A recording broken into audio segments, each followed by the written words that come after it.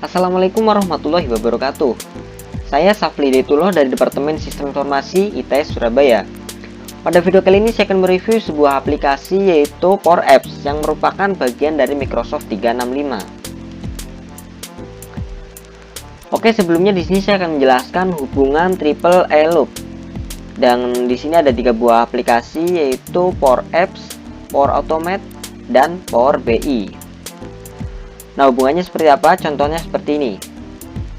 Saat kita mengoperasikan aplikasi, kita pasti akan membutuhkan suatu proses otomatisasi. Nah, dari hasil otomatisasi tersebut pasti harus ditampilkan kembali ke suatu sistem antarmuka supaya dapat dilihat oleh penggunanya.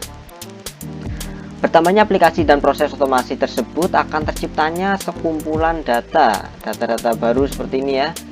Dan data tersebut akan mengalami atau akan dianalisis kembali oleh Power BI seperti itu.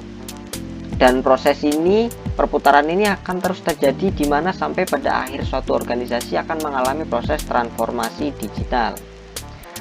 Dan umumnya juga di tahapan ini akan muncul kembali suatu kebutuhan aplikasi atau proses yang baru dengan bertujuan untuk memaksimalkan sistem operasional dari sebelumnya. Oke, kali ini kita akan membahas lebih mendalam atau mereview lebih mendalam yaitu tentang aplikasi Power Apps ini. Oke, next. Power Apps sendiri merupakan suatu platform yang berbasis cloud yang memungkinkan kita untuk mengembangkan aplikasi tanpa perlu mikir dalam suatu bahasa pemrograman tertentu. Nah, jadi untuk Power Apps ini merupakan aplikasi yang simple ya, jadi buat pengguna-pengguna yang tidak pandai pada pengodingan atau bahasa-bahasa pengodingan pemrograman dapat menggunakan platform ini. Cocok sekali karena tidak memerlukan suatu keahlian atau harus memiliki keahlian pemrograman atau memahami bahasa-bahasa pemrograman tertentu.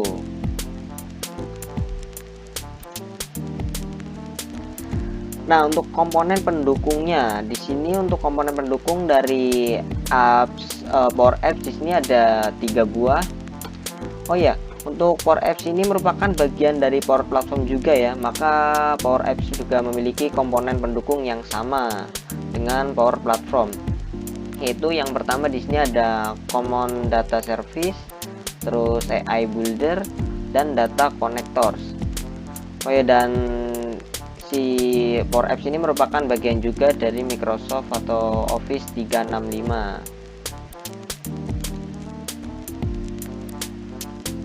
Nah, lanjut ke tipe-tipenya. Di sini tipe-tipe dari apps Power Apps ada 3 buah, yaitu yang pertama Canvas, terus Model Driven, dan Portal. Nah, untuk Canvas dan Model Driven ini merupakan digunakan untuk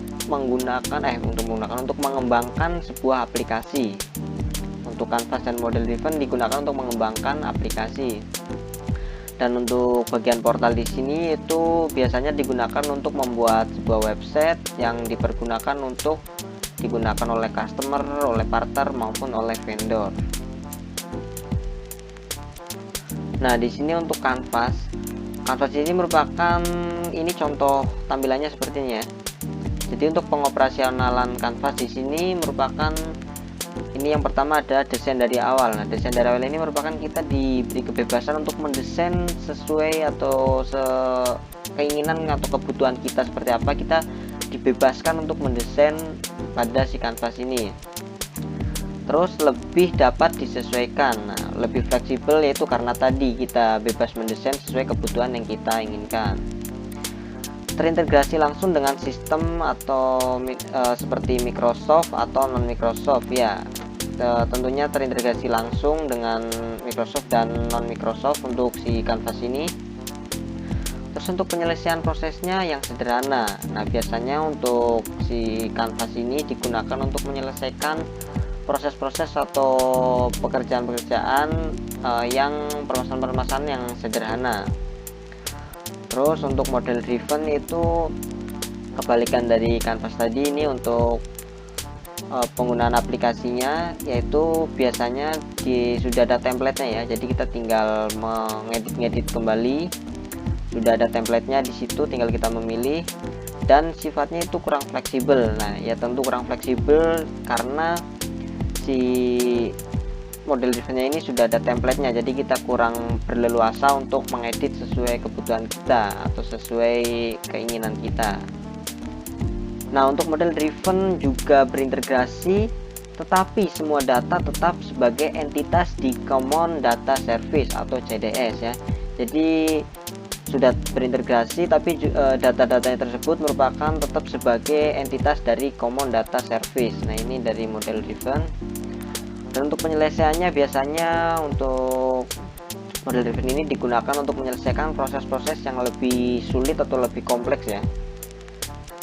Terus lanjut ke portal. Nah, untuk portal ini merupakan untuk mengembangkan website di mana bisa dijadikan sebagai media komunikasi antar kita dan eksternal user. Nah, ini untuk mengembangkan website-website. Oke, lanjut. Contoh aplikasinya. Nah, dari Power Apps ini contoh-contoh aplikasi yang dapat dibuat. Di sini saya mencontohkan 4 buah aplikasi. Itu yang pertama merupakan memperluas Office 365 dan Microsoft Teams ya. Terus yang kedua di sini ada contoh aplikasi yaitu Sales dan Marketing. Terus yang ketiga adalah contoh aplikasi untuk departemen lapangan ya. Biasanya untuk operasional dapat dibuatkan aplikasi seperti ini. Dan yang terakhir yaitu untuk situs website. Nah, situs website juga dapat dibuat di sini, itu biasanya tadi fungsinya untuk berhubungan antara user eksternal dan internal, itu menggunakan situs website ini, dan juga untuk mengiklankan bisa juga. Oke, lanjut. Thank you. Nah, oke, mungkin cukup sekian review singkat dari apps Power Apps ya, dari merupakan bagian Microsoft 365 dari saya. Sekian, terima kasih. Assalamualaikum warahmatullahi wabarakatuh.